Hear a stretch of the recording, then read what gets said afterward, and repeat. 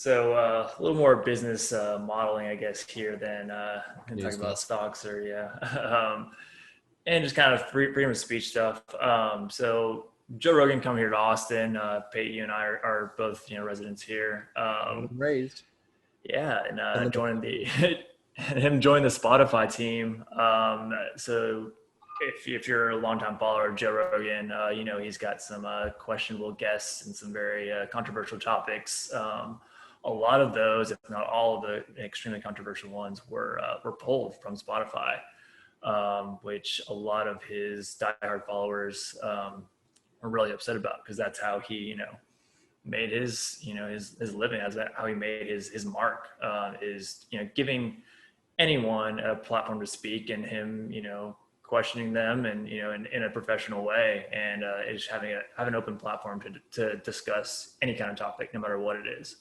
So I don't know, what do y'all think about them pulling certain episodes, and kind of what that speaks to them as a brand, or potentially just is this a smart company strategy, or do you think it's detrimental to them because of what that means to their freedom of speech in their market? So I'll start and I'll speak as to why I think they've done it as a company, as a brand strategy, and then I'm going to pose a question. So what I believe that they've done by not having the most what deem controversial for brevity and our own sanity, episodes of his, is that I think what Spotify is trying to do is they're trying to not have their platform become the Wild West of content like you see with other social media platforms. Spotify is not a social media platform, but what this says is that they're taking responsibility for what they are distributing to a mass audience across the world. We do not see that very often with Facebook. We don't see that very often with Twitter, other social medias, YouTube, you name it. That's why I think they've done that, is that they are trying to limit the exposure of potential very controversial guests and topics that may be brought up and that could do harm to people on their specific platform. And then, so that's where I think they're coming from a brand strategy standpoint, is they're trying to keep their brand protected and to not be looped in with the Wild West of content that we see across all of social, a lot of misinformation, a lot of legitimate fake news, not just saying it's fake news. And that's why I think that they've decided to not have certain episodes of that. Not saying it's right or wrong. That's what I think that would be what I would pose as their likely strategy. My question is, do we know if they are able to review his upcoming and recently recorded episodes and have the right to strike those? Because this all would have been agreed upon in his contract. There's absolutely no way this subject did not get brought up when they were negotiating in reality, they say it's 100 million. In reality, it's linked to be more than that, several $100 million contract. Yeah, so as an avid Joe Rogan listener, I've been listening since about episode 300 of 1500 or so. I mean, for me, it's kind of like sellout-ish for him because his whole platform, I mean, I get the complete story of brand strategy from Spotify's perspective, and I think that's probably the right move for them. But for Rogan, I mean, if you get a check for 100 plus million, maybe up to 300, who knows? The details are probably pretty vague, but I get why you'd sell out and cut off some of your main stories that you've built throughout the years that helped you get to where you are. And will he lose listeners? Probably not. I mean, I'm still going to listen, and I'm sure others will. So it's not going to hurt him in the long run, but I think maybe it'll have some – he's going to have to address it at some point in one of his podcasts. Someone's going to ask him. He's going to get called out, and I'll be very interested to hear what he says about that. And maybe he'll have Alex Jones on at some point, and maybe some others that have been removed. But And if he does, guess what? It's going to be a big ass show. Everyone's going to want to listen in because everybody knows this story about them being removed. So at the same time, it could be a ploy for that as well. So we'll see. It'll be very interesting. Yeah, I'm in a somewhat similar boat as you, Ryan. Like I understand from the branding perspective from Spotify. Like I get it from past episodes, and it doesn't upset me too much as a listener or a fan. Not even just of Joe Rogan podcast in general. It's like I understand it, and you can go see his previous episodes on YouTube or wherever you want to see it, other than Spotify. But to answer your question, Pate, of going through the future, I do. It really concerns me that they are having a say in potentially what he is, what guests he has on, and what his content is, and that kind of just, in my opinion, is a detriment to podcasts in general, because I think that's what the beauty of it is it's unfiltered, unregistered, really. As long as you're not saying like hate speech and stuff like that, and there's anything that's like seditious, libel, or anything like in that nature. Then So you're able to. here. Let me interrupt and pose a question on Alex Jones specifically. So, how is him being sued by parents of Newtowns claiming that their kids that were shot and killed actors? I know it's not hate speech, but it's pretty damn close in terms of being adjacent.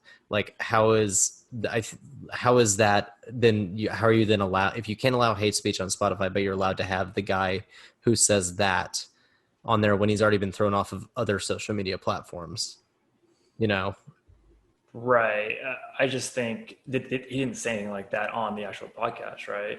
but it's the totality of evidence at that point. He says it in his own content offerings. Right. But I think yeah.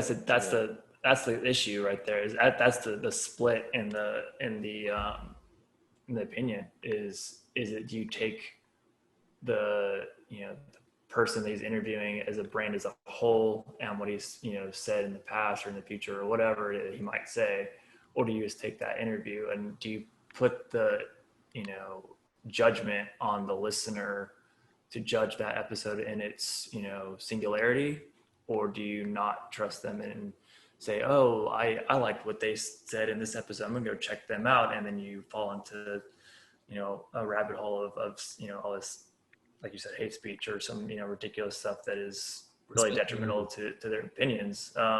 Especially on other platforms that are monetized on engagement, aka anger and misinformation. Right. I think it's my opinion personally to put it on the individual to make that judgment.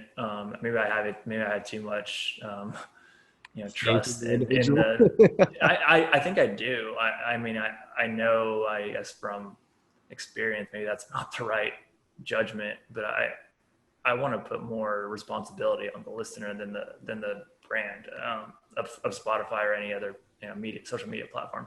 I have the same opinion with Twitter. Maybe I'm wrong, but I think you go down a dangerous path when you start letting media platforms or mediums control what is said.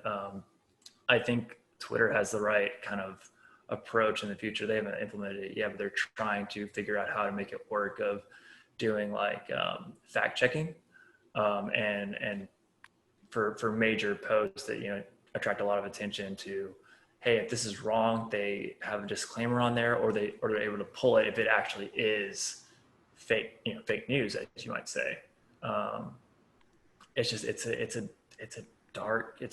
deep dark path, potentially, when you let an entity control what is said. Whether it might be great for the time being, but what if that one day you have that person that has their own agenda? Remember, getting to conspiracy theories maybe here, but like in that kind of realm. But I mean, that's kind of where my thought process goes. I'm all for free speech, and then letting the public decide if that stuff needs to be spread around or not, and putting it on those people to do their own research. And like I said, I might be putting too much responsibility on the individual. Yeah, so I mean, Rogan's whole platform is let's get whoever the fuck I want on here to talk through whatever the fuck you believe, and Have a then let the discussion. people decide for themselves. And I get with Alex, it's like the guy's a nutcase, he's crazy, but like And let him have Another Austinite. I know. let God it. damn. What's my high I mean, school? yeah, He did. Yes, he's one of the most famous graduates of my high He school, didn't go to unfortunately. mine. I would have expected he would have gone to mine. But yeah, he had some law and order issues lately here. Sorry, Ryan, we cut you off Anyway, there. What were you yeah. So saying? no, it's all good. I mean, I'm just thinking like there's other examples like Roseanne Barr said some crazy racist stuff, and then his initial reaction was, I want to get her on to like say what she actually meant, and Yeah. I think that that's a powerful tool for our nation is to have somewhere people can just go and talk through whatever they're thinking and whether it's crazy, whether it's conspiracy, I mean, so but with like Spotify, I get it from a financial It's the perspective, it's the but for beauty of long form. It's yeah, like you have a discussion. If you know your stuff, you know your stuff. If you don't, you're exposed, I think, and what your actual intentions are. yep. so Very few people are but able to to. keep my Spotify brand hat on, what my response would be to that is, okay, we'll go get your own website and host them there. And if you cash our check for $100+ million, you have to abide by our rules. So kind of going back to what Ryan said, sounding like a depressed teenager that his favorite rock band sold out. Uh, but no, that would, I think, be the response is, you don't get to cash the exclusivity check, and you can't have your cake and eat it too. That's what I would think they would say. Yeah, like my personal opinion, I'm split on it. On y'all, I can see both sides of it. I think something that we haven't mentioned yet is that Spotify might be trying to get ahead of any potential revisions to Section 230, which is what holds media companies liable for what's posted on their platform.